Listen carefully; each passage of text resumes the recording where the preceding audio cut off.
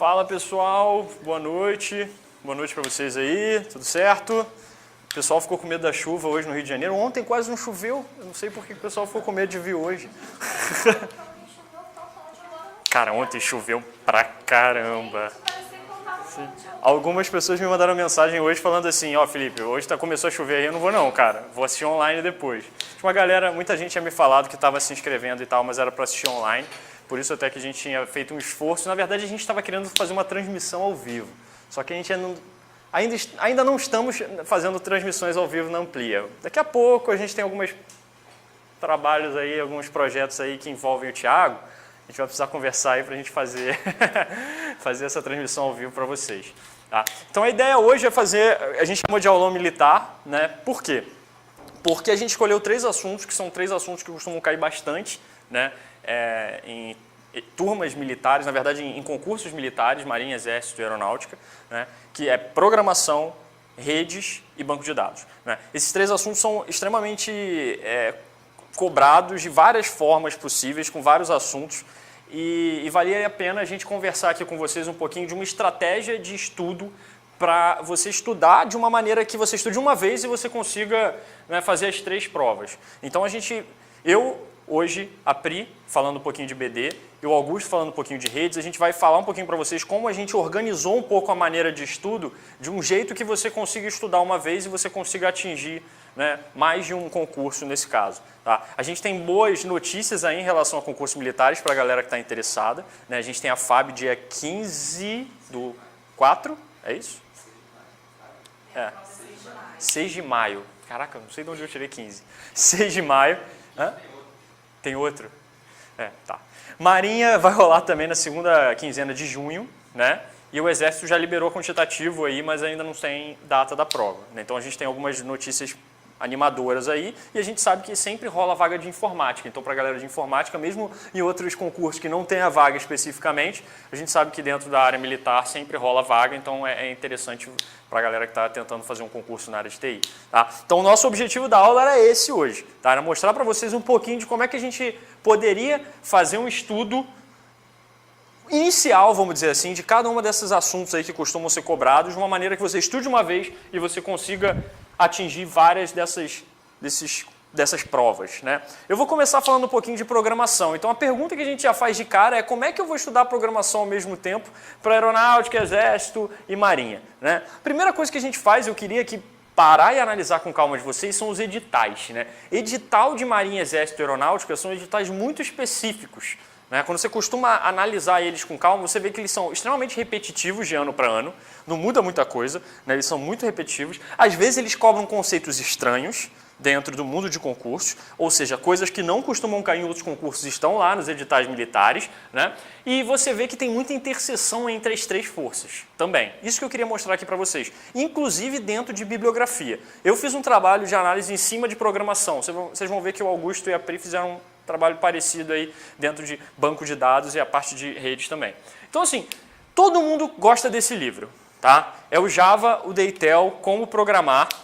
A única variação que eu encontrei dentro das 3 forças são as edições desses livros cobradas. Né? As últimas edições são cobradas na Marinha, no edital de 2017, ele estava cobrando a 10ª edição, enquanto a Aeronáutica e o Exército estavam cobrando a 8ª edição. Isso não tem muita relevância, tá, pessoal? Na verdade, isso para mim é falta de atualização do edital, que é muito comum nas forças. Né? A galera acaba que não se preocupa muito em atualizar sempre as bibliografias mais consagradas. Então eu coloquei aqui o que eles cobram na parte de linguagem de programação, na Marinha. Olha lá, se você olhar ele vai falar de sintaxe e semântica, análise léxica e sintática, nomes, vinculações, escopos, tipos de dados. Aqui você está vendo uma parte bem básica de programação. Né? Olha aqui, ele fala um pouco de sintaxe, semântica, análise, tem toda aquela parte de compilação e execução do seu código. Né? Primeiro, na hora de eu vou compilar, eu faço uma análise léxica, depois eu faço uma análise sintática, depois eu faço uma análise semântica. A Marinha gosta muito, tem várias questões cobrando isso aí. A gente não vai falar diretamente desses assuntos hoje, mas é bem legal para quem está estudando para a Marinha focar nisso aqui e ver várias questões disso, porque eles cobram e muita gente deixa isso passar. Então é bem legal você olhar isso. Essa parte de nomes, vinculações, escopos, tipos de dados é programação básica. Programação 01 básica, você saber qual é o escopo local, o escopo global de uma variável, né? Quais os tipos de dados que eu tenho, quais as maneiras de eu representar dados dentro de uma linguagem de programação. Muito simples. Expressões e sentenças de atribuição. Moleza também. Estruturas de controle. Aqui, pessoal, já começa a fazer if, switch case, no caso do Java. Tá? Como eu faço estruturas de controle no meu código? Subprogramas, tipos de dados abstratos e programação OO. Engraçado que, assim, dentro das questões, do universo de questões, você vê bastante questão de OO na Marinha, você vê bastante questão na FAB também, de OO. Mas no Exército você vê pouca coisa mais voltada à orientação a objeto. Eles colocam mais algoritmos, eles não cobram tanto, assim, orientação a objeto direto. Tá? Continuando aqui, só para você ver, na linguagem Java eles cobram bastante coisa, tá? Falamos de concorrência em linguagem de programação e falam bastante de linguagem Java também. E aqui eles cobram os negócios que não costumam cair em todas as bancas, tá? Então, peço a atenção de vocês aqui para dois assuntos especificamente, ó. Fluxos e serialização de objetos e multithreading, tá? Esses dois assuntos aqui não costumam cair em concursos em geral e volta e meia eles cobram questão de thread na Marinha. E cai questão difícil, cara. Cai questão pesada que às vezes se o cara não dá uma estudada nisso, ele capota. Tá? Ele fala, isso não vai cair. Thread, né? Volta e meia. Volta e meia não. Quase toda a prova cai uma questãozinha de thread na Marinha. Tá? Então se você está querendo passar, dá uma olhada nesse assunto. Fluxo e serialização, cara, é um outro assunto que eu nunca vi ser cobrado em quase nenhum outro lugar. E está sempre presente aqui, uma prova sim, uma prova não. Eles cobram alguma coisa a respeito de alguns objetos no Java para tratar fluxos. Tá? Então, isso também é bem relevante se você estiver estudando para a Marinha. Se você for olhar, cara, o edital da FAB, ele fala de... Edital de 2008, tá? Já é esse edital recente aí. Ele fala de linguagem de programação, introdução à aplicação e applet Java, estrutura de controle if, else, while, for, switch, do while, break, continue, método, OO, string, tratamento de exceções, conectividade de banco, JDBC cai, tá? Já vi questões de JDBC. De novo, thread, tá? Faltou um T aqui, mas tem thread, tá? Não é head, não. Thread, multithreading, cai. Então, três forças. Você estuda esse negócio. Esse negócio não é fácil, tá? Multithread dentro de Java é um dos assuntos mais difíceis que tem. Não é um negócio simples de você estudar, mas cai em tudo quanto é força. Tem um monte de questão disso, tá? De novo, tratamento de exceções. Eu escolhi esse assunto hoje para a gente começar falando um pouquinho, tá? Dentro de Java. Porque tem lá no edital da Marinha, tem no edital da FAB também tratamento de exceções e ele explicita bastante, né? Quais são os blocos, try, catch, finally. Tem muita questão disso na FAB, tá? Muita mesmo, tá? Eu trouxe aqui 3 questões para a gente debater um pouquinho, tá? Depois eu vou te mostrar 3 questões de estrutura de controle e estrutura de repetição também. A gente vai ver 6 questões aqui de programação hoje, tá? Depois eu passo a bola para a Pri aí. Você é a segunda, né, Pri? Então, beleza. Então, legal. Olha só, continuando aqui o edital da FAB, ele ainda fala de servlets e estruturas de dados. Repara, a Marinha não costuma cobrar muito a parte de JTE, tá? Não está no edital dela explicitamente o JTE, mas tanto na FAB quanto no Exército tá a parte de servlets explicitamente. Então é bom você dar uma olhada também nessa parte, né, que é como você cria uma classe Java para responder a requisições, né? São os servlets. Então é bom você dar uma olhadinha nisso também, que é um outro negócio que a galera não estuda, é meio antigo, não costuma ser muito mais usado em programação, mas cai. Tá? Um outro negócio que a Marinha ainda bem tirou esse ano passado, se eu não me engano, foi applets. Né? Eles sempre cobravam applets, estava lá no edital, aquela porcaria daquele negócio que nunca mais, ninguém usa mais isso, estava lá e sempre caiu uma porcaria de uma questão de applet. Parece que no último edital não tinha mais. Graças a Deus. Nos livramos disso. Tá?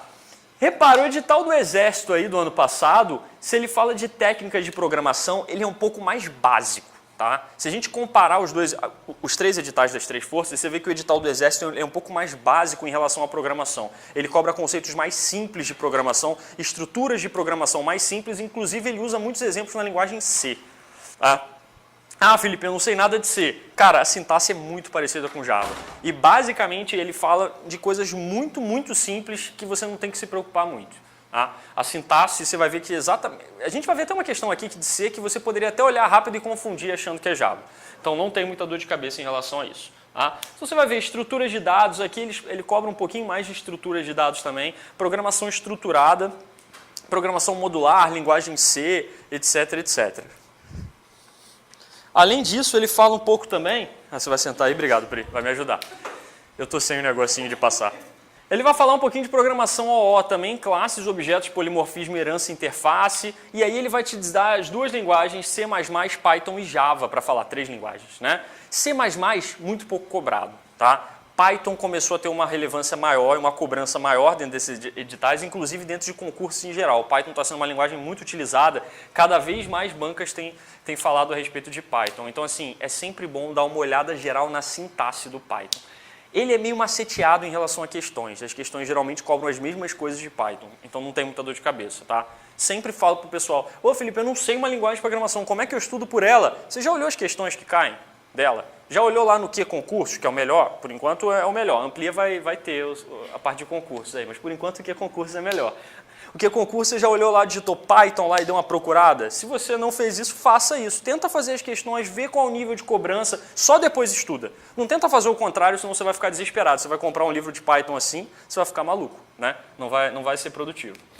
Beleza? E Java, que é a linguagem ainda mais cobrada, né?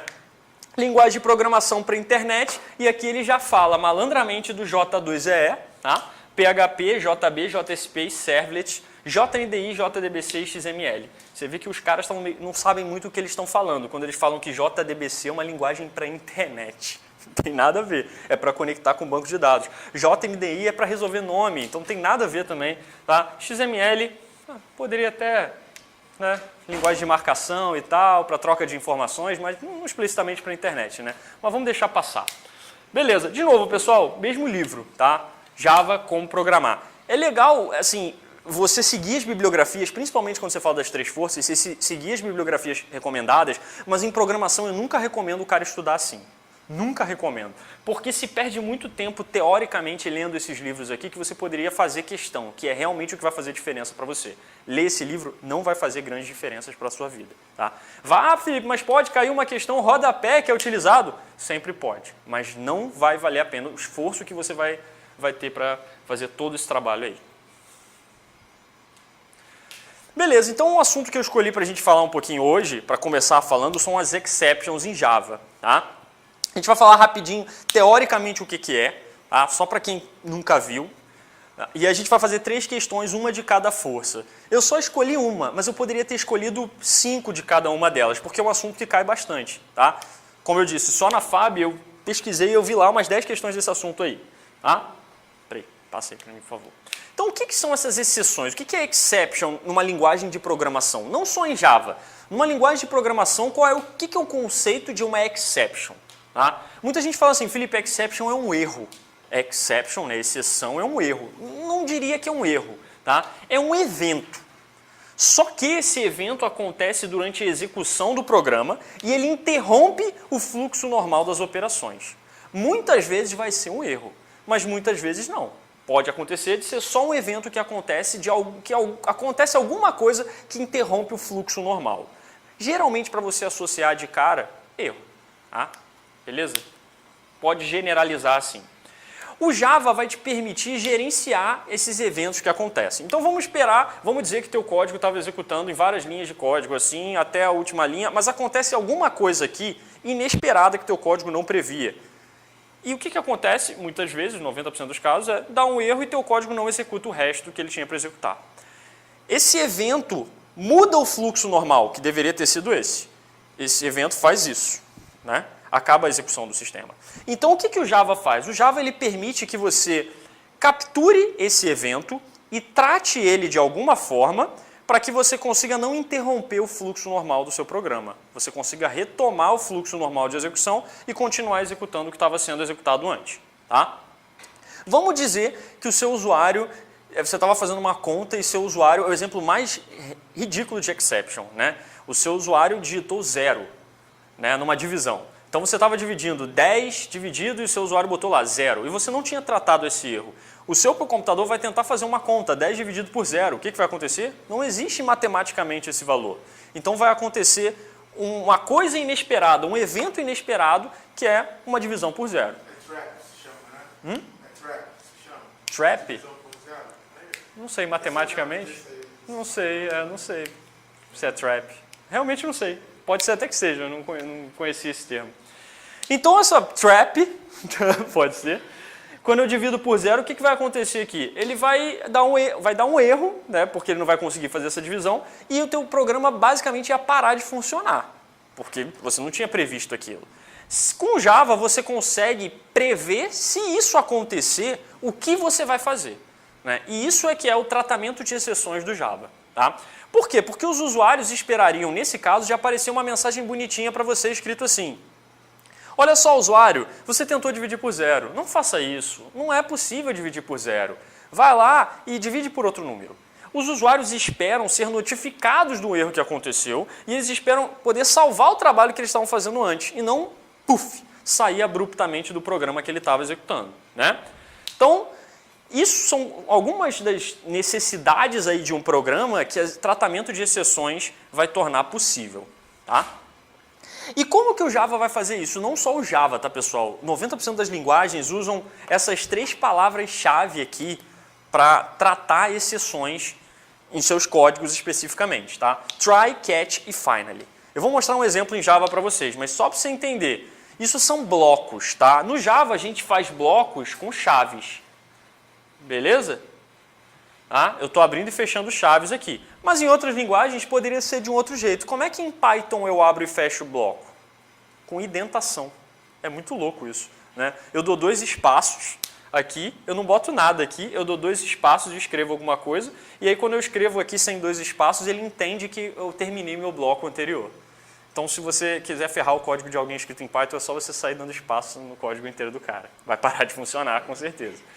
Tá? Então, assim, no Java, eu estou abrindo e fechando chaves aqui, né? E eu tenho essas 3 palavrinhas que é o que você precisa saber para você acertar 90% das questões que são cobradas, inclusive nas 3 forças aqui sobre esse assunto. Tá? O que o try é? É um bloco que indica um trecho onde pode acontecer erro. Então, vamos dizer que em uma parte do seu código, você tem um monte de linhas, você coloca 1 dividido por 0. Aí você fala, opa, esse pedaço pode dar erro. Então, eu vou criar um bloco try nessa parte. Beleza? Uma parte onde pode acontecer um erro, eu coloco um try entre ele ali. Legal? O catch é um bloco que é executado caso uma exceção tenha ocorrido. A gente vai ver como é que a gente vai fazer isso, mas deu um erro, e agora o que eu faço? Bloco catch. Beleza? E o bloco finally, no fim das contas, é o bloco onde sempre é executado, quer tenha dado erro, quer não. Tá? Vou mostrar para vocês como isso funciona, vocês vão ver daqui a pouco. Tá? Outras linguagens, como eu falei, né, JavaScript, C++, outras linguagens ainda usam as mesmas palavras-chave, try, catch, finally. Então vocês vão ver que isso é bem comum em várias linguagens. Então vamos ver um exemplo de código aqui sem tratamento de exceção, para ver o que aconteceria no teu sistema. Né? Repara, você criou uma classe em Java aqui, public class sem tratamento de exceção, você criou um bloco aqui de classe. Olha só, abri e fechei chaves no Java, é assim que eu faço. Repara, eu criei uma classe pública. É obrigatório isso na linguagem Java? Não. Eu poderia ter criado só uma classe. Mas por um acaso eu quis dar a essa classe uma visibilidade pública. Eu botei a palavrinha public antes.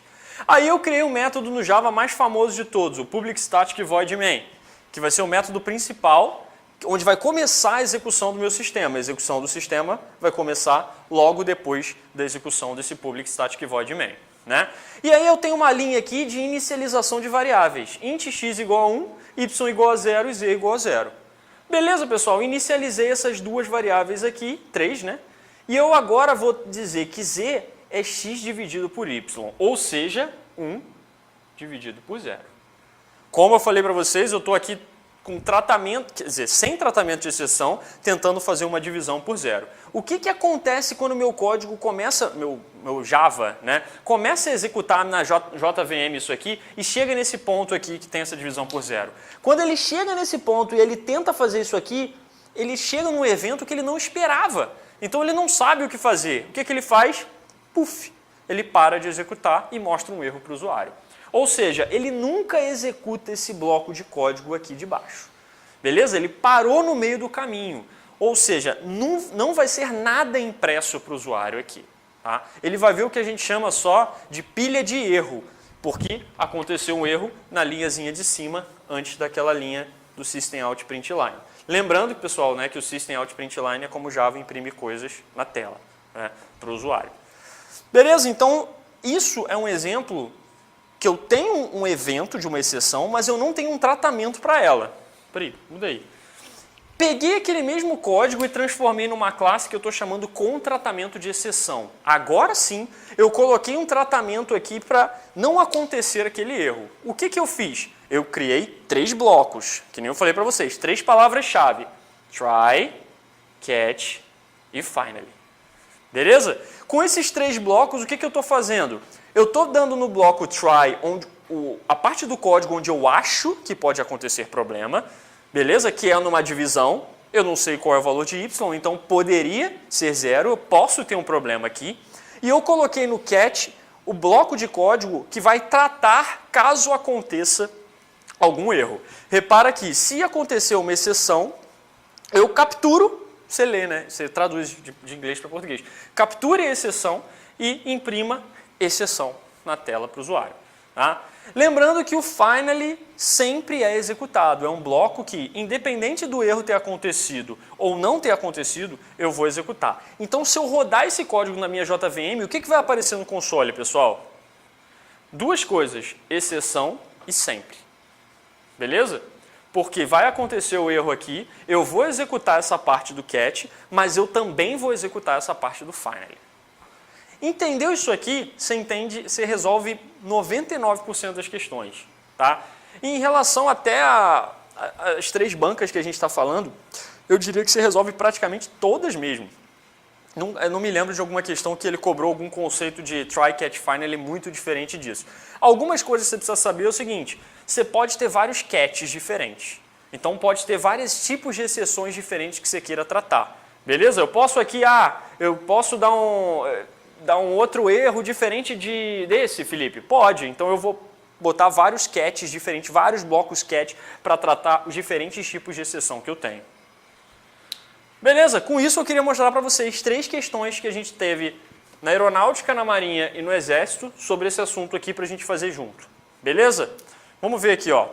Em relação ao tratamento de exceções na linguagem Java, leia o trecho abaixo.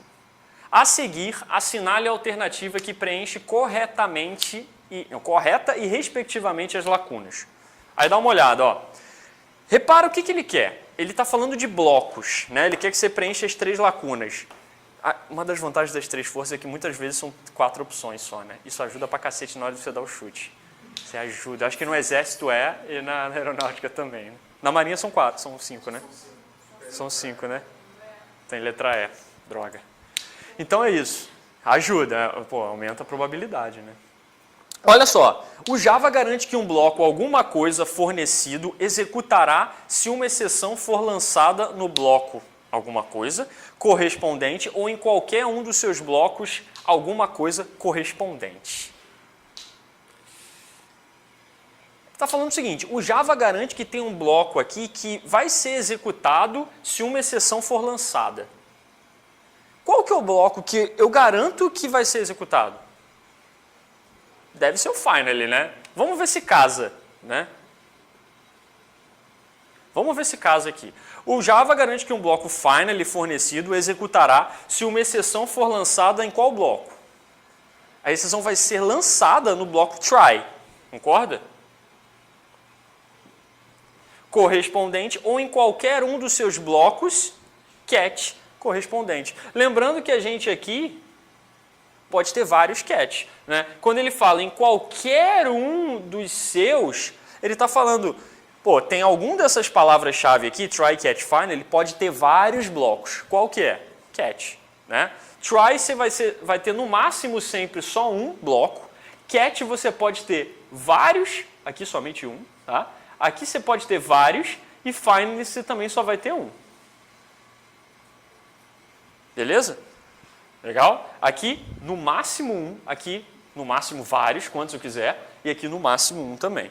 Lembrando que o find ele não é obrigatório, tá, pessoal? Você não precisa colocar ele quando você está tratando exceção. Só se tiver alguma situação que você precise realmente executar alguma coisa e você queira garantir que seja executado independente de ter dado erro ou não. Tá? Olha lá, peraí. Vamos ver outra. Olha só, Marinha 2012 e a parte do quadro técnico aqui ele fala o seguinte. Com relação a linguagem de programação Java, analise as afirmativas relacionadas a seguir e assinale a opção correta. Um método, aí ele começa falando, na verdade aqui, a única parte de exceção é a terceira afirmativa dele aqui. Então vamos começar por ela, né? Vamos pular e vamos começar com ela. Todas as classes de exceção do Java herdam direta ou indiretamente da classe exception, formando uma hierarquia de herança. Eu botei de propósito essa questão porque é uma que não pode ser respondida pelo que a gente falou até agora, né? O que ele está dizendo aqui? Ele está dizendo o seguinte, existe uma classe chamada exception no Java e todas as exceções que existem na linguagem são de alguma forma ou filhas ou netas ou bisnetas dessa classe aí. Ou seja, formando uma hierarquia de herança. Lembrando que o conceito de herança é um conceito de orientação a objetos, tá, pessoal? Né? Você está herdando as informações de uma classe específica. Isso é verdade na linguagem Java? Se eu quero criar uma exceção, uma exception em Java, eu vou ter que herdar ou a exception, a classe exception, ou alguma subclasse dela? É verdade. Beleza? Isso aqui é verdadeiro. Realmente no Java você tem uma classe que você chama de exception e essa classe aqui é a classe que você vai ser usada como base para qualquer exceção que você queira criar. Beleza? Legal. O Java também tem uma outra classe aqui que é chamada de error. Tá? Mas os concursos costumam ignorar isso aqui. Tá? Na verdade, essas duas são filhas de uma classe chamada throwable.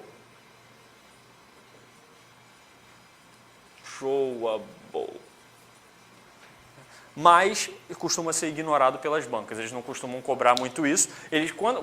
Na verdade, então, você poderia ter um erro que não é uma exception, né? Pensando por esse lado. Mas as bancas meio que esquecem isso aqui e sempre consideram que se eu estou falando de exceção, se eu criei uma exceção, se eu estou usando uma exceção, ela é filha de exception na hierarquia. Beleza? Legal. Então, olha só, repara que a gente já sabe que a 3 é verdadeiro. Passa aqui, Pri, o slide rapidinho. Então, a gente já tinha algumas opções aqui, né? Já daria para ficar ou na B ou na D, né? Vamos voltar, Pri, rapidinho. Olha lá, B fala que ou a 1 é verdadeira ou a 2, né? Repara na 2, cara. Uma classe abstrata é criada no Java, declarando-a com a palavra-chave static. Tá ruim, né? Qual é a palavra-chave que eu uso no Java para criar uma classe abstrata? Abstract, né? Abstract. E uma classe abstrata não pode o que no Java? Não pode ser instanciada. Não posso fazer new dela, né? Ela pode ter implementação de método. Ela pode ter. Ela pode não ter também. Ela pode ter alguns métodos que têm implementação, outros métodos sem, algum método com, outro método sem, mas ela só não pode ser new, porque a gente sempre diz que uma classe abstrata é incompleta. Se ela é incompleta, eu não posso ter uma instância dela. Então é a premissa, tá? E static, pessoal, é uma palavra para dizer que é estático, tá? Não tem nada a ver com abstração aqui. Então a gente já sabe que essa 2 está errada, já daria para marcar direto ali a opção, né? 1 e 3 certas. Vamos só ver a 1 e a 4 antes de fazer isso. Um método final, repara, eu tenho um método aqui, void ABC. Aí ele está dizendo, o método final, ou eu coloquei a palavrinha final nesse método aqui no Java. Em uma superclasse não pode ser sobrescrito em uma subclasse. Beleza? Isso aqui é um conceito que cai muito em concurso. Essa frase, não sei se você está acostumado a estudar Java ou não, mas é uma frase que já caiu muitas vezes em prova de concurso público com a linguagem Java. Quando eu coloco a palavrinha final no método, eu estou dizendo que esse método é o último método, ele é o método final. Ou seja, se eu tiver subclasses que tentem escrever esse método sobrescrevendo com o mesmo nome, não vai ser permitido. Eles não vão deixar, vai dar erro. Beleza? Então o que ele está dizendo aqui é verdadeiro também. Tá? Realmente, quando eu escrevo o método final de uma superclasse, a subclasse não pode, de jeito nenhum, sobrescrever esse método. Não pode existir polimorfismo nesse caso. A sobrecarga pode. Você pode ter sobrecarga nele, porque a sobrecarga, na verdade, é outro método. O final é só para sobrescrita mesmo, ele impede que a subclasse, né? Se isso aqui tiver numa classe A e eu tiver uma classe B que extends A, ou seja, filha de A, eu não posso escrever o método ABC aqui. Ele não deixa. Tá? E se eu tivesse na classe? Não pode nem ser estendida. Ele não deixa a classe ter uma subclasse. Né? A classe que tem isso no Java é string. Você não consegue sobrescrever string. Os caras que criaram Java falaram, não vou deixar você fazer merda com a classe string. Então, ela é final, você não pode mexer nela. Tá? Não pode sobrescrever.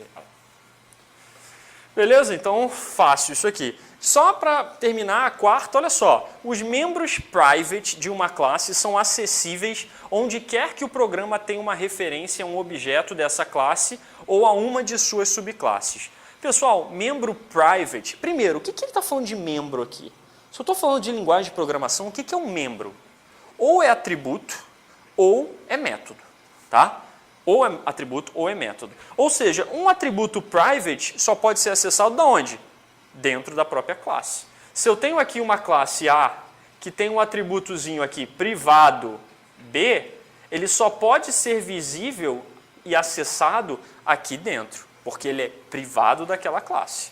Beleza? Qualquer um que tenta acessar esse atributo aqui, não pode. Beleza? E a questão diz o contrário, dizendo que eles são acessíveis onde quer que o programa tenha uma referência. Errado também. Ou seja, só 1 e a 3 são as certas. Letra B de bola. Vamos para mais uma. Repara que esse é o tipo de questão, inclusive, algum de vocês vai fazer a prova da Cisgran Rio aqui? Petrobras? Não? Só você, né? Rinaldo também, né? Isso aqui, na verdade, não vai estar presente na Cisgran Rio, porque na Petrobras não vai cair Java para processo, mas vai cair na Transpetro. Você acha que vai? Está lá no edital programação. Né? Processo não costuma cair tão pesado programação. Mas esse tipo de questão é o tipo de questão que eu já vi cair na Cisgran Rio, acho que, sei lá, umas 20 vezes. Os caras adoram esse tipo de questão aqui. E eles fazem o seguinte, eles te dão uma classe Java com o método public static void main. Beleza.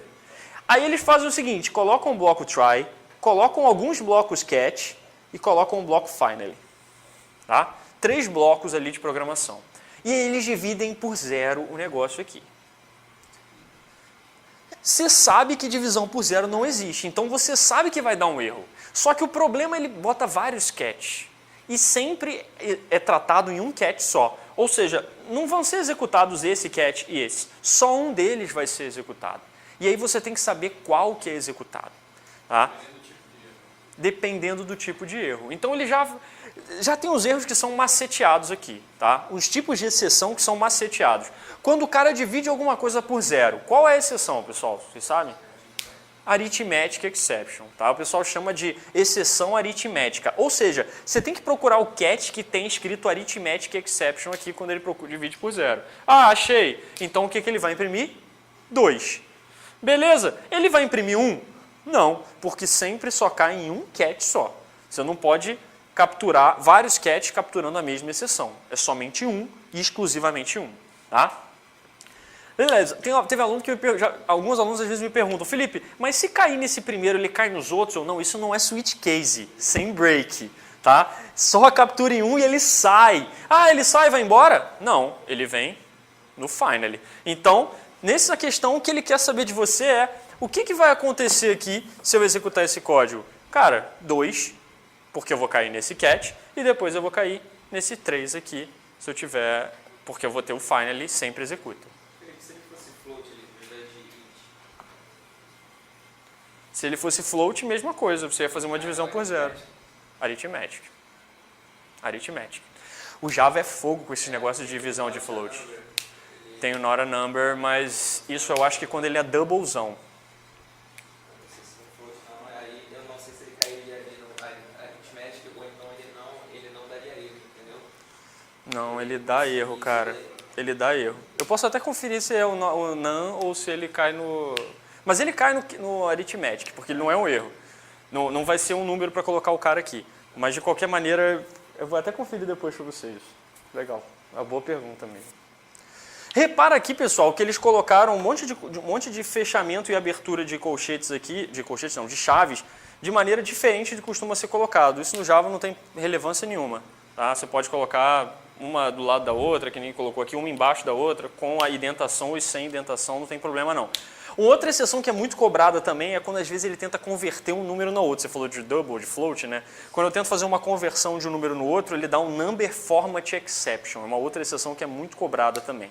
E, já que está JDBC, que a gente já falou de JDBC ali, tem uma outra lá que é o SQL exception. Quando você tenta executar um insert e o banco está fora, algumas coisas desse tipo aí, é bem comum acontecer um SQL exception também. Beleza? Tento abrir arquivo e não funciona. I/O exception. Input-output exception, né? I/O exception. Então tem várias exceções aí que são maceteadas já para isso. Beleza? Essas são bem comuns de ser cobrados em prova. Essa questão é fácil. Resposta letra E, valores 2 e 3 aí. Beleza? 3 questõezinhas de exceção só para a gente relembrar e para vocês verem como é cobrado bem parecido isso. Tá? Além disso, eu coloquei 3 questões de estruturas de controle, que é outro assunto aí que volta e meia é cobrado também, e é bem comum de ser cobrado nas 3 forças em geral. Tá? Isso aqui é ainda mais cobrado que qualquer coisa, porque tanto o Exército quanto a Marinha quanto a Aeronáutica adoram cobrar algoritmo. E aí, para cobrar uns algoritmos bobinhos, eles colocam sempre uns loops, incrementando variável e te perguntam depois o que é executado. Beleza? Eu coloquei uma aqui em Java, mas poderia muito bem praticamente ser em C, tá? Como a gente vai ver uma outra questão. Não tem muita dificuldade aqui. Dá uma olhada, olha. Colocou public class do while prova e tem lá um método main. Começou o contador com valor de 0. Ele tem um loop aqui, que é importante você identificar logo no início da questão, e depois ele dá um print line vazio. Repara que ele está dando um print line, ou seja, eu imprimo uma linha no final, só isso. Né? Aqui ele está dando um print f, ou seja, ele está printando formatado. É isso que o printf faz. O printf vocês devem ter conhecido no C, né? É bem conhecido na linguagem C, é muito utilizado. E qual formato que ele vai usar, Felipe? %D, o formato inteiro aqui, tá? Formato decimal. Beleza? Com um espacinho depois do %D. Então, no final das contas, ele vai ficar um número, espaço, etc, etc. Né? E que número é esse que ele vai printar, Felipe? Contador, o counter. Né? O printf funciona dessa forma. Beleza. Então vamos lá, olha só, questão bobinha. Na verdade, essa questão era mais para testar, para ver se você conhecia loop junto com pré ou pós-incremento. Né? A questão bobinha. Mas o cara chegava lá e colocava assim, contador igual a 0. Faça. Aí ele muda o valor do contador e ele imprime. Quando tem questão assim, eu gosto de trabalhar... Tiago, tá gravando esse pedaço aqui também? Também? Quadro todo. Beleza. É legal, às vezes, você trabalhar, você colocando, para você não se perder, algumas informações num quadrinho para te ajudar na hora da prova. Tipo um chinês, uma tabelinha. Né? Repara que ele começa o contador com valor de 0. Né? E ele não imprimiu nada ainda. E ele vai começar o seu loop aqui. E aí no loop ele coloca mais counter. Vocês sabem que o mais tanto na frente quanto atrás soma um número. Isso aqui é igual a counter mais 1. Não é isso? E como ele está sozinho na linha, não muda nada na sua vida. Você sabe que ele vai pegar esse valor de counter aqui e vai somar 1. Counter vai para o valor de 1. Beleza? Legal. Só que, pessoal, ele vai agora dar um print nesse cara aqui no counter. Beleza, ele vai imprimir 1. Então, a primeira printada que ele dá é 1. Isso já te ajuda a eliminar as opções aqui B e E. Né? Legal. Aí ele vai fazer o seguinte. Eu vou ficar nessa brincadeira aqui enquanto o counter mais for menor ou igual a 11. Aí que está a malandragem desse cara aqui. Ele está fazendo uma expressão aqui, ó. Mas ele primeiro verifica se esse cara é menor que 10 ou ele primeiro incrementa? Primeiro ele verifica. Felipe, eu achei que ele ia pegar a counter e ele ia somar 1, porque tem mais. O counter ia virar 2. E depois ele verificava. É o normal, mas o problema é que ele botou o mais depois do nome da variável. E quando ele fez isso, ele mudou a precedência das coisas. Ele está falando, primeiro verifica e depois incrementa. Então, a verificação que ele está fazendo aqui é a seguinte, 1 é menor ou igual a 10? É. Beleza, já acabei a verificação. Agora incremento o valor de count. 2. E volto para o loop. Vou incrementar de novo. 3. Legal. Aí agora vou verificar. Perdão, vou imprimir. Imprimir 3. Abri um espaço em branco aqui e 3. Beleza? Não ajudou em nada. Até agora resolveu o resto da questão, né? Continua ali. Tirou a letra A, não? Porque a letra A ela começa com um espaço ou foi erro mesmo? Eu acho que pode ser erro. É porque essas provas da Marinha, elas são em PDF, cara, e tu não tem como copiar, né? E aí o que acontece? Muita gente às vezes usa o OCR na prova e bota a questão depois. E o OCR sempre pega espaço a mais, espaço a menos. Eu quando peguei essa questão, a letra C estava 1 espaço 1. Aí eu fiquei, caraca, eu estava sem gabarito. Mas não, é porque provavelmente ele deu um espaço a mais aí. Então olha só, repara, o que ele vai sempre ficar fazendo, pessoal? Olha lá, agora ele vai comparar, ó. Qual o valor de counter? 3. 3 é menor ou igual que 10? É menor que 10, 3. Então beleza, eu continuo. Mas antes de continuar, mais. Então eu pego e somo 1, 4. Beleza, continuei. Counter vai para 5. E eu imprimo agora. Espaço 5. Beleza, verifiquei aqui. 5 menor ou igual que 10? É, menor ou igual que 10. Então continua, mas antes de continuar, vai para o 6. Repara, pessoal, se tivesse milhares aqui, repara que ele está sempre fazendo a verificação quando o número é ímpar. É sempre quando está fazendo ímpar, né? Então você já poderia pular aqui para o final da brincadeira. Se ele tivesse colocado 1000 aqui, você já podia falar, putz, então seria 999 que ele iria comparar com esse cara. Isso já vai te ajudar, tá? Para você descobrir qual o final, aonde que ele vai parar no fim das contas. Você repara que se o counter chegar em 9 aqui, número ímpar, ele vai verificar o seguinte, então ele vai continuando isso aqui. Se o counter chegar em 9, ele vai verificar 9 é menor que 10? É. Então eu incremento e viro 10. Quando virar 10, eu venho aqui e somo 1. Ele vira 11. E aí eu imprimo ele no final, 11. Quando eu chegar aqui, eu vou verificar, 11 é menor ou igual que 10? Não. Então eu parei de ficar nessa brincadeira e eu continuo executando aqui embaixo. Mas antes de continuar executando, o counter vira 12. Então se ele imprimisse aqui embaixo o valor de counter, seria 12 no fim das contas. Mas como ele parou aqui, ele vai parar em 1, 3, 5, 7, 9, 11, que é a nossa letra C. Beleza?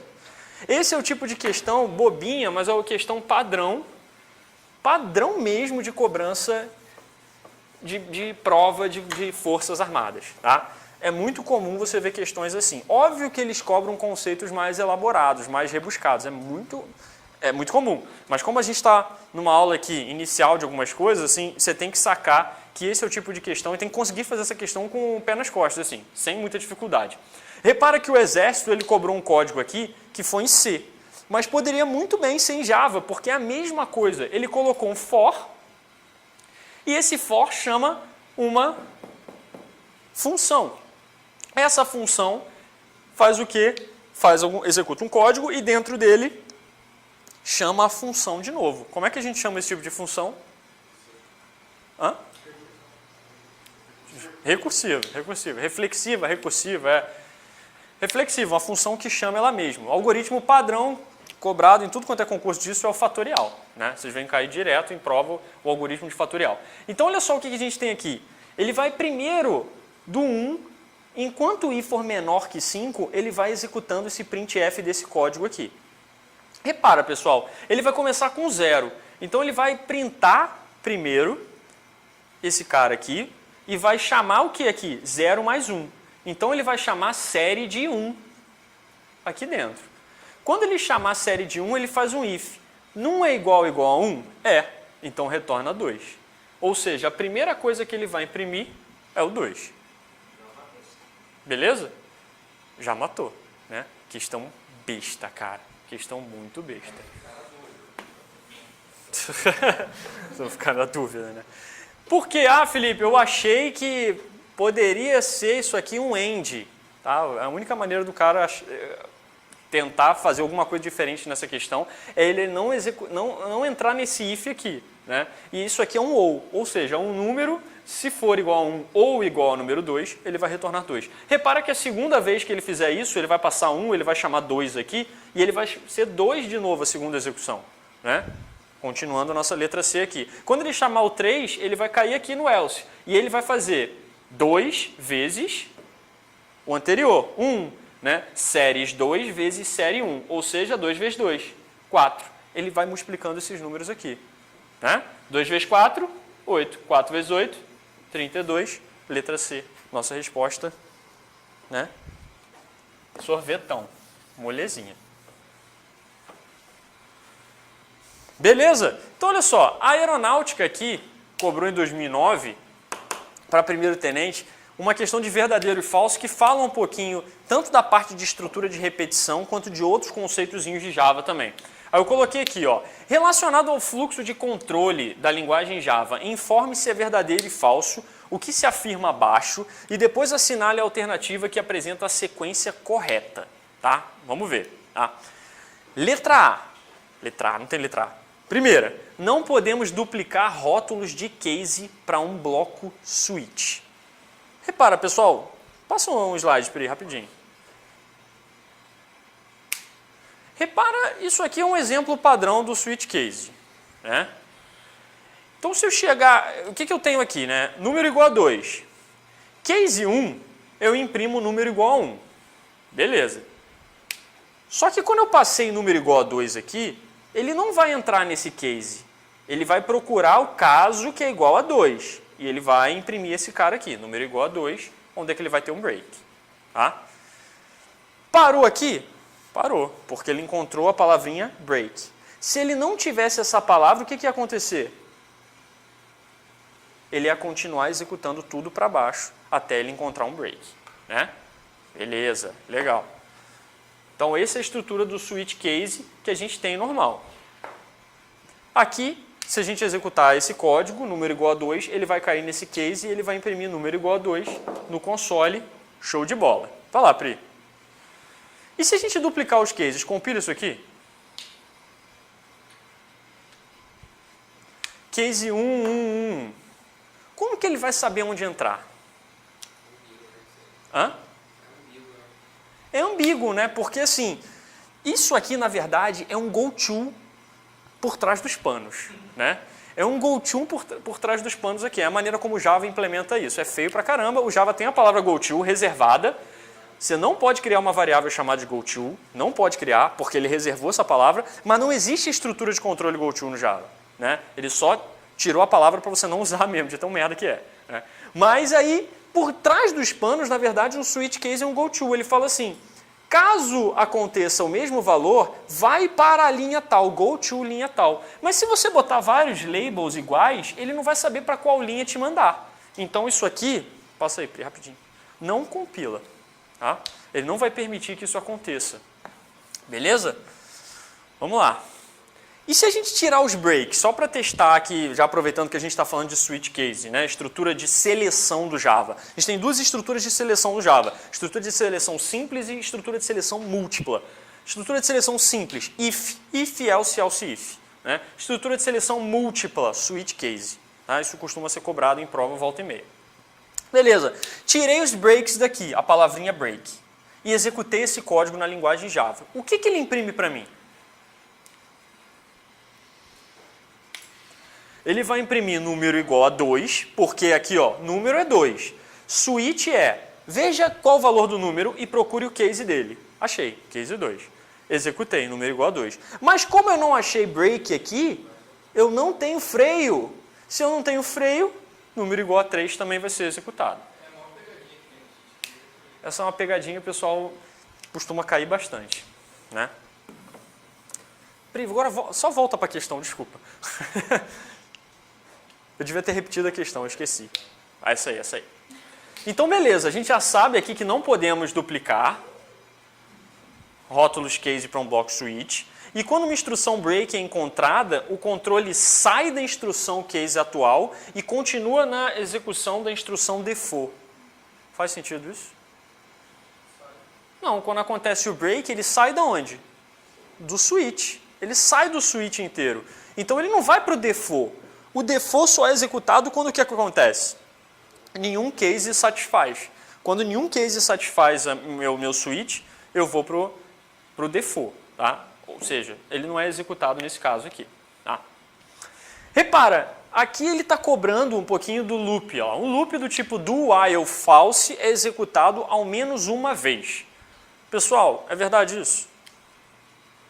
Tem 3 loops no Java. For, while e o do while. Qual que é a diferença deles? For, repetição contada. É o padrão, o pessoal chama assim. Eu quero contar repetindo. Beleza, uso for. Padrão, já caminho em prova várias vezes. Repetição contada for. Tá? While. Primeiro eu verifico e depois eu executo. Do while. Primeiro eu executo e depois eu verifico. Caraca. Corta essa parte aqui que eu acabei de... já parei disso. Do while, então, primeiro eu executo e depois eu verifico. Beleza? É exatamente isso que ele está perguntando, tá, pessoal? Um loop do tipo do while false. Olha só o que ele fez aqui, cara. O que ele fez? Imagina aqui, ô Alexandre. Eu criei um do aqui, cara. E eu coloquei um monte de código aqui dentro. Um monte. Sei lá, 50 linhas de código. Aí eu botei um while aqui embaixo assim. While false. Ele executa esse monte de coisa aqui?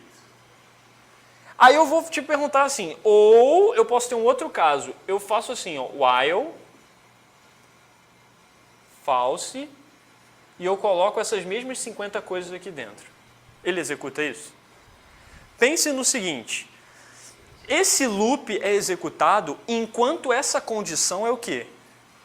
Verdadeira. Boa noite, cara. Enquanto essa condição é verdadeira. A partir do momento que eu escrevi false aqui, essa condição é falsa.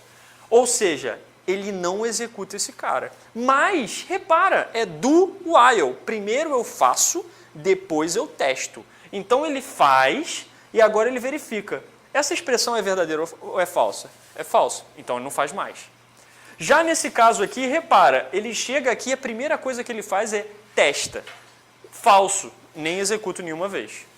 Beleza? Então, o do while garante que a execução acontece uma vez, pelo menos, enquanto o while, ele depende desse teste acontecer aí ou não.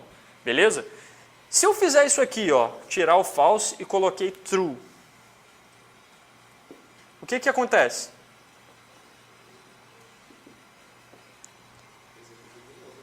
Executa de novo. E quando ele para? Quando for false, mas eu botei true. Isso aqui é o que caracteriza o loop infinito. Vai acabar de consumir os recursos inteiros da tua máquina, essa execução. Ele vai parar de funcionar porque ele vai ficar executando infinitamente esse negócio, sem parar, etc, etc. Beleza? Então, se você quiser criar um loop infinito, é só você botar o while true, né? Ou você criar uma condição em que não possa nunca ser satisfeita. Quer dizer, que não possa nunca deixar de ser verdade. Né? Então, se eu colocar assim, while A igual a A, sim, sempre vai ser true essa expressão. Né? Então, nunca vai parar. Beleza? Então, mesmo eu colocando false aqui, o do while executa uma vez, verdadeiro, essa última aí. E para fechar, um assunto que, de novo, eu nunca vi ser cobrado em concurso, mas, como eu falei no começo, né, que a gente estava comentando, as forças têm costume de colocar assuntos que não costumam cair em outras provas. Então, olha lá, uma assertion, vocês já ouviram falar disso aqui no Java? Uma assertion, premissa, ele meio explicou o que é uma expressão que deve ser avaliada como falsa somente se o código estiver funcionando adequadamente. Aí eu coloquei um exemplo ali na frente, eu vou mostrar aqui para vocês rapidinho, tá? Só para você saber o que é uma assertion na linguagem Java. Assertion, você vai colocar a palavra no Java assertion do lado de uma expressão booleana que você acredita ser verdadeira. Tá? Se essa expressão for falsa, o teu código vai meio que avisar você que está com problema. Beleza? Vou dar um exemplo aqui de código para você entender o que eu estou falando aqui. Imagina que você tem um bloco de código que você criou, que em dado momento tem que acontecer de um objeto ser diferente de nulo. Porque assim, todo o código que você escreveu prevê que o objeto seja populado, ou seja, tem um objeto criado ali. Então, se chegar numa parte de código e o teu sistema tiver com nulo, vai estar com problema. Você sabe que isso é um problema no teu sistema. Então, você coloca a palavra assert e você coloca uma expressão aqui, que sempre tem que executar como true. Se uma hora isso aqui rodar e for false, o teu código vai parar e vai te falar assim, ó, tem uma assertion ali que você disse que tinha que ser true e está dando falso. Então é uma maneira aqui de você dizer que tem algumas premissas no teu código, beleza? E você escreve em dados momentos essas premissas. Isso aqui não vai influenciar a execução do teu sistema, ele só vai avisar para o teu usuário, tá? Vai avisar para você, desenvolvedor, num lugar específico, que algumas premissas estão sendo retornadas falsas. E aí, ou seja, você tem que rever essas premissas. Alguma coisa está acontecendo ali que pode dar problema no seu sistema. Beleza? Isso não é muito usado, não. Eu tinha uma galera lá onde eu trabalhava que costumava trabalhar com assertion, mas hoje em dia eu acho que não é muito usado isso, não. Tá? Beleza? Pode passar. Então, a gente sabe aqui, quando você olha essa questão, ele fala, ó, é uma expressão que deve ser avaliada como true, né? Não como falso. Então, a gente tem VF, letra A, nossa resposta. Pode passar. Beleza? Coloquei 6 questões aqui, passei um pouquinho da... Desculpa aí, Pri. Passei um pouquinho da hora, mas era para vocês terem uma ideia de, assim, assuntos que a gente está tratando aqui de uma maneira igual, tá? A gente está estudando eles da mesma maneira e, ao mesmo tempo, a gente está conseguindo se preparar para as 3 forças. Essa foi a premissa que a gente criou agora, uma turma, que é a nossa turma militar, tá? E essa turma é a premissa que a gente está seguindo na preparação das aulas da turma. Toda aula vai ter que ser pensada de uma maneira a conseguir passar o conteúdo para o aluno que está no edital, com a bibliografia do edital, mas com a premissa, tem que ter os asserts lá na aula, com a premissa de que a aula tem que ser dada de uma maneira que a gente consiga esgotar os assuntos específicos a respeito das três forças. Então a gente quis passar um pouquinho para vocês aqui, só na parte de programação tentei passar um pouquinho para vocês assim, qual que é a ideia que a gente vai seguir a linha, mas aí na turma a gente vai falar a respeito de thread, a gente vai falar a respeito de análise léxica sintática, a gente vai falar de todos os assuntos relacionados à programação, servlet, etc, etc. Beleza? Falar um pouquinho de BD agora.